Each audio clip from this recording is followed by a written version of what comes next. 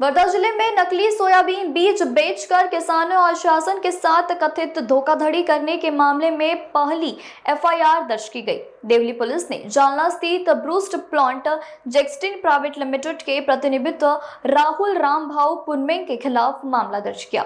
जांच में सामने आया कि कम अंकुरण क्षमता वाले सोयाबीन बीज किसानों को बेचे गए हैं, जिससे किसानों को नुकसान पहुंच रहा है। बीज जांच रिपोर्ट में गुणवत्ता मानकों में कमी पाए जाने के बीच निरीक्षक युवराज जंगले को शिकायत पर यह कार्रवाई की गई। फिलहाल देवली पुलिस मामले की अधिक जांच कर रही है। क्षमतेच्या बाबतीमध्ये शेतकऱ्यांनी तक्रारी कृषी विभागाकडे लेखी तक्रारी दिलेल्या होत्या।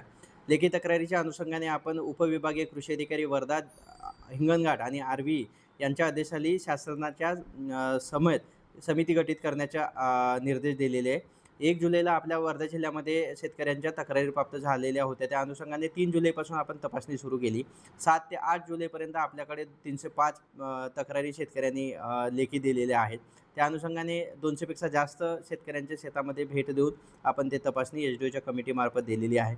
त्याच्यामध्ये एसडीओनी काही निष्कर्ष दिलेले आहेत की जेव्हा फील्डमध्ये शेतकऱ्यांनी आपल्या शेतामध्ये सोयाबीनचे बियाणे वेगवेगळ्या कंपनीच्या माध्यमातून लागवड केलेली आहे, ते उगवण कमी आलेली आहे आणि त्या अनुषंगाने त्याची नुकसान भरपाई बियाणे कंपनीकडून मिळवून देण्यासाठी आपण एसडीओच्या कमिटीमार्फत संबंधित कंपनीला मेसेज देऊन अहवाल पण काही ठिकाणी दिलेला आहे। सोबतच विक्रेते आहेत शेतकरी त्यांनासुद्धा त्याची जाणीव आहे आणि याबद्दल काही कंपन्यांनी बियाणे रिप्लेस करून देणे किंवा त्यांचे मॉनिटरी टर्ममध्ये म्हणजे पैशाच्या स्वरूपात नुकसान भरपाई देण्याचं निश्चित केलेलं आहे आणि त्यांचं लेखी पत्रसुद्धा प्राप्त झालेलं आहे।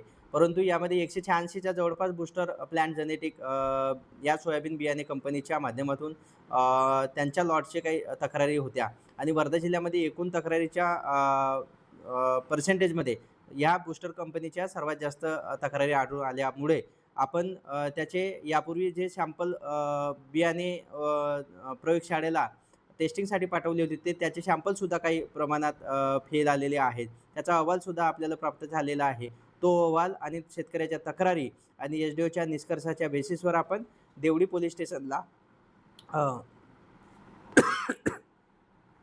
देवडी पोलीस स्टेशनला आपण एक एफआयआर दाखल केलेली आहे आणि हा गुन्हा दाखल करून आपण त्या कंपनीच्या अगेन्स्टमध्ये कायदेशीर कारवाई सुरू केलेली आहे।